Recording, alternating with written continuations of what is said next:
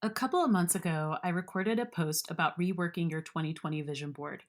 I recorded that episode about a month into the pandemic, and I think that all of us, even the most rational, were still in denial and it wasn't a river. I had so many thoughts about how my year was going to be a complete wash or that I had to completely rethink my goals and not dream the dreams that I had for myself. Now I realize that I was still kind of in shock. The reality of what has happened since the pandemic hit has been so incredibly surprising to me. And I thought that the first week of July would be a great time to talk about revisiting your 2020 goals. And right now, I would like to kind of share how I'm reworking mine, what you should think about. And think about it this way: you've got 6 more months in 2020. That feels like a threat a little bit.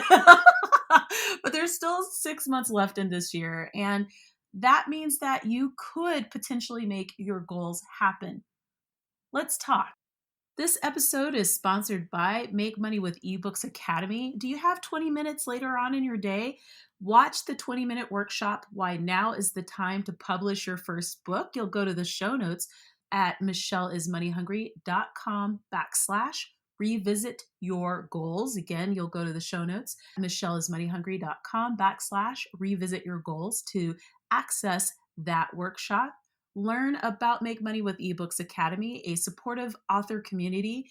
You'll have ongoing access to resources for your self-publishing journey, twice a month live office hours, author hot seats, in-depth coverage of the following topics: book writing, productivity, marketing, building your author brand, pricing, and more.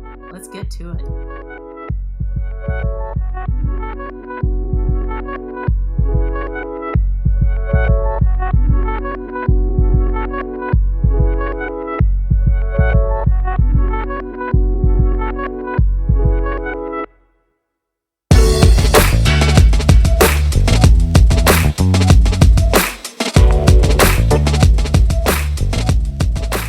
At the time that I'm recording this episode, I am still working through an extreme level of exhaustion from dealing with the pandemic.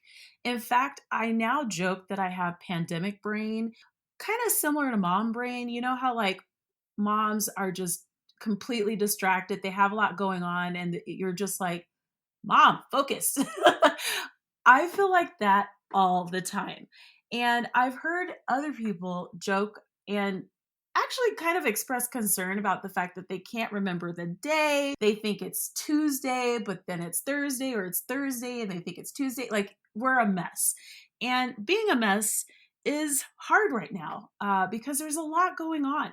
And in fact, there's so much to manage with this situation. I thought that it would be important to talk about nurturing our dreams again. I've brought this up a couple of different ways in different from different angles, and there's a reason why. I think that a lot of us are at risk of letting some of our dreams kind of slide away, and I don't want that to happen.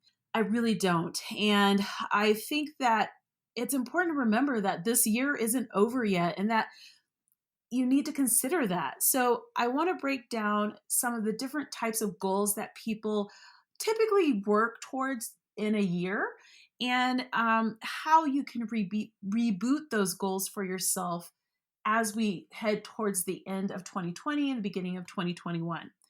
The first thing is, I want to ask you a question. Are you happy? What makes you happy? In a recent poll, Americans said that they were the unhappiest that they've been in 50 years. Think about that. That is a really startling number. We are that unhappy that 1970, wow. Anywho, we're having a tough year, but quite honestly, for a lot of people, the last few years have been kind of crap. So here's the thing: your happiness is non negotiable.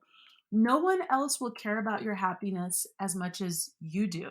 And you are going to have to actively nurture your happiness every single day. So last week I shared how I went on a backpacking trip. Like, I overpacked and I borrowed the equipment because, weirdly enough, I have equipment for all the activities but camping, even though I do have a backpack. Anywho, and I had so much fun, even though I ended up with the blister from hell.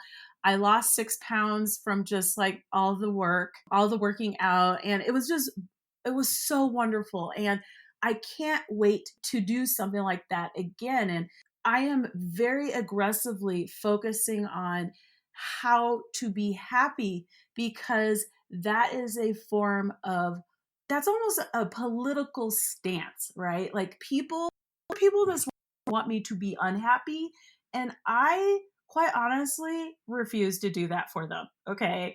I recently wrote a post Business Insider. It seems to be doing well. And there are people who don't like the post, and I think it's hilarious that they've been triggered. And I'm not messing with them because I don't have energy to be messing with people, but I'm going to be honest, I love that they're wasting their energy on this. I'm not going to waste my energy on rebuttals and back and forths with people I don't know. And I would encourage you to do the same thing. Like, you have to manage your energy. You have to actively cultivate your happiness. And that is a completely non negotiable statement. You need to be happy. You deserve to be happy. And I want you to be happy. I do. So, as of today, grab a piece of paper and think about what are the things that you can do to nurture your happiness daily. And they can be simple things. For me, they're very simple. Sitting on a patio and having a cup of coffee, simple way for me to be happy. I love doing it. I talk to people from afar, and it's just a really fun way to connect with others. Going on a hike, that is a really simple way for me to be happy. Going to dance class or fitness class, that's another way that makes me happy. They're very simple things. Talking to my mom, even though, as parents do, she does drive me crazy because she's my mom. I love talking to my mom about lots of random things, and I love it when she shares interesting information for me because her love language is service. So she's very sweet and likes to tell me about different stuff, and I love that. So giving her the opportunity to do that for me. So I love to nurture those kinds of connections and conversation, and it's super easy for me to be happy doing those things. I want you to think about what makes you happy. By the way, I also love reading. I do make money with ebooks. I love to read. So just reading a romance or reading a dystopian novel or just chilling out. Right now, I am literally rewatching Star Trek. Okay. I've discovered this random channel called Heroes and Icons. It's free because I don't pay for cable. And I just rewatch Star Trek. So get your paper, get your laptop, whatever, and write down the things that make you happy and unapologetically enjoy them. Okay. Live your happiness. Don't tell people your plan. So, live your happiness. Don't tell people your plan for your happiness. Just live it. I'm still really out of shape and it still really bothers me. It's making me crazy. I'm gonna be honest, I didn't do anything about it last year. I just didn't. I got sidetracked. And in fact, I'm so out of shape right now, it's really painful to talk about. When I went on my backpacking trip, I was always the part of the last two people in line, which was fine because we ended up being the people who saw the moose on the trail because we were so slow. But it does bother me. I didn't gain the COVID-19. I did gain about 5 pounds though, I will be honest. And so one of the things that I'm working on is the fact that now is not the time to fall apart physically. It is so important to maintain my health and wellness. And, this is just not the year to not lose the weight. This is the year to really make sure that I'm okay and healthy. So instead of feeling badly about this, because I'm not going to feel badly. I enjoyed emotionally eating. It was very comforting and we're good now. I'm just going to set a very simple goal, just a simple goal that I can actually focus on without feeling overwhelmed because everything else is so overwhelming. And I'm taking a page out of my friend Jessica Garbarino's book from Every Single Dollar. And she set a goal of just walking 12,000 steps a day. So I'm copying her goal. I'm going to be just walking 12,000 steps a day. I own a Fitbit, so it's very easy for me to figure it out. And literally that's it. And I'm going to drink more water. And it's hot this year and really humid for Denver. So these are two very easy things for me to do. And literally, that's it. I think the other thing for health and wellness that I'm focused on is mindset. More than any other year in recent memory, with the exception of the years when my mom and I lived together, I'm finding that mindset and managing my mindset is really huge right now. And so that is an area where I am focusing. So right now, I'm at the tail end of paying off my unsecured debt. Ugh, so over it. So freaking over it.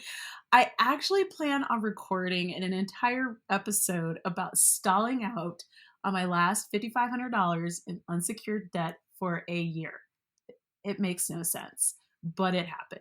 It looks like everything will be done, I think, by mid to end of August. So it's pretty soon. I'm starting to get really like so excited. I want to ask you, what are your money goals? Many people, money goals can range from anything like earning more, paying off debt, investing, or saving. I'm going to make it simple for everyone. The only money goal you need to have is to earn more, period. Everyone needs to earn more. That is the money goal that you must have. Why? Because if you earn more, you can do all the other things that your money is allotted towards. So, literally, I've simplified it for everyone. You need to earn more. That's it. You need to earn more. That is the money goal that everyone should have. Earn more. Because then you can pay off debt, you can save, you can pay for repairs in your home, you can invest, whatever. You have to save more. Or, excuse me, you have to earn more. That simple. Love. So, dating during a pandemic seems to be like a little confusing because you just don't know who's got the Rona, right? But people still want to meet people. People still want to make connections. And I'm going to be honest, I've been hit on more since this has happened than in years. In fact, on Saturday when I was walking around my neighborhood, I was told I was beautiful. And this was right before I put my mask back on my face. So this gentleman's like, "Oh, look at you. You just look like a cool breeze in your dress." I was wearing a maxi dress. And he's like, "You look so beautiful today." It was very nice. And I just thought it was charming and I loved the compliment and I took it. I took it. But I'm being really serious. Like, I am shocked at how much I've been hit on since the pandemic. I don't know what is going on. I'm not going to question it. But I'm going to enjoy every second of it. And I also think that the universe is clear that I really do want to date now. We'll figure it out. And I think for anyone who is looking to attract love, you got to be very clear with the universe and with yourself that you're ready to attract it. So I think that that is part of what is going on. Woo! So we're going to talk about travel goals. Hashtag travel goals. It so pains me to say this to people because a lot of people still seem to be really not understanding what is happening in terms of US based travelers who would like to go overseas. I feel sad for you guys because I used to work with international students. So this is something that I did for 10 years. I've been an international student, I've lived abroad, and no country in its right mind would let American citizens into it. Let me repeat this. No country in its right mind would let American citizens into its borders or cross their borders while we have this COVID mess. It makes no sense. I don't even want you guys coming to Colorado. I really don't. We sat for 3 months inside the house so that we could push down the infections, and then you come to my state and infect us? So no, we are not going to be traveling anytime soon overseas. And there's two things at play. One is we clearly are not handling this situation well. Okay. Period. Like it's not even something to like argue. It just is the fact. It's just a fact. And for those of you who aren't aware, at the time I'm recording this episode, which is Sunday, July 5th, 2020, the European Union will not allow American citizens to travel into its borders, just to be clear. And they shouldn't. because they stayed in their house for 3 or 4 months to suppress this disease, and we do not have a handle on it. I don't care how much money we think we have to go over there. I would not let us there go there. Like, it makes no sense. Just because we want to be there doesn't mean that they need to have us there or that they want us there. And I know it's harsh to say it this way, but I need you to hear this. We are not going anywhere overseas for a while. Period. Like, just period. The other issue is reciprocity. So we likewise have countries that we have said are not allowed to travel to the US. So reciprocity is basically a system where other governments will apply the same standards that we're applying to those countries. So, for example, for the longest time, we couldn't go to Brazil without a visa. Why? Because we required Brazilians to have a visa to come to the United States. So when I went to Argentina, I went to Iguazu Falls, which is like, it makes Niagara look like crap. It's like the most beautiful falls I've ever seen in life. And Iguazu Falls is along the Argentine, Brazilian, and Paraguayan borders. I couldn't go to the Brazilian side because I was American and I didn't have a visa. Okay. This now has changed. Actually, well, before the coronavirus, that visa standard changed because Brazil was like, okay, Americans can come without a visa. So if I did that same trip, I'd be able to cross the border. Again, reciprocity means that if we say one thing to a country, we're like, hey, you can't visit without this certain thing, then the country's like, okay, that's fair enough. We'll do the same for your citizens. So a lot of countries will be applying that standard to American citizens moving forward. And that just is what it is. Okay. And that's a lot more countries than I think people realize. So if travel is something that you care about and you are focused on, I don't want you to be sad about this. I want you to, because things will change. I want you to take the time to think about what your future trips will be like, to start saving, to start creating the itineraries, to really think about what your future trips will be like, what to consider. So I have already begun thinking about that. So one trip I want to do is here in the United States. I want to do the Colorado Trail. If you've ever seen the movie Wild or read the book Wild, this young woman basically walks across the Pacific Coast Trail in California. And it's kind of like a coming of age story. But anyway, ever since then, I've been obsessed with the idea of doing a through hike.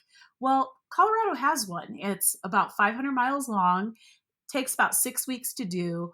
But it takes a lot of time to kind of plan a through hike and also to get physically fit. I will literally need a year to be, I think, at the level of health I think I need to be at in order to do it well. There are groups for it. There's Facebook groups, there's equipment, there's all this stuff that you have to plan. So I'm starting to plan now. And I'm looking to start it at the end of July 2021 and finish it Labor Day weekend of 2021. Then I would like to spend 3 to 6 months overseas.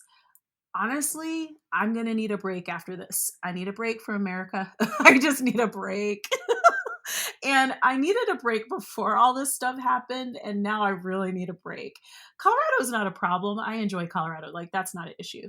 But I need a break from the United States for a while.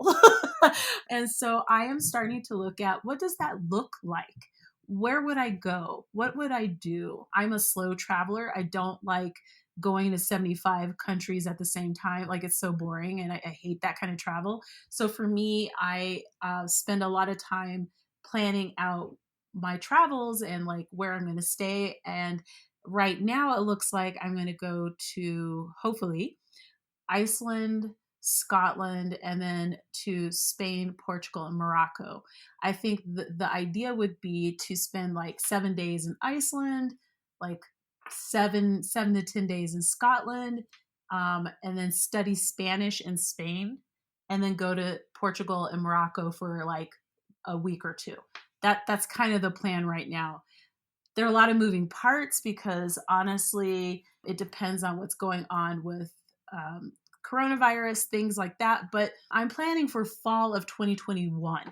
So that gives me plenty of time to really save money, make adjustments to the plan, get a vaccine because I think by then we should hopefully have vaccines, stuff like that. So if you are like, I love to travel, hashtag travel, and I am trapped and I don't know what to do, don't don't wallow. Like just start focusing on making your plans because this too shall pass. It might not pass as fast as we would like, but this too shall pass. I want to leave you with this last thought. Don't let the craziness of 2020 kill your dreams. Simplify the process. Give yourself a realistic time frame to get things done, keeping in mind that we're in a pandemic and that things are just slower. Be bold about what you want for yourself. I'm really focusing on what can happen in 1 year and breaking down my goals into much smaller bites than before. So before, maybe I would try to do things a little faster, and that's just not going to happen. Like I have to take into account my energy and timing and all that kind of thing. So I'm doing it slower. But honestly, that's how I paid off over $60,000 in debt. I kept moving forward. Right now, I'm about 8 weeks from having all of this unsecured debt done. And honestly, I'm really freaking tired. But I will focus on keeping my energy up and just taking one step at a time. And I'm going to get it done. And you will too. You deserve to have the dreams that you have for yourself, that you have for your family, for your loved ones. Don't let this year railroad you from doing what's best for you. Anyway, I hope you're having a beautiful day. I hope you had a safe 4th of July. Thank you so much for listening to the show and please take care of yourself.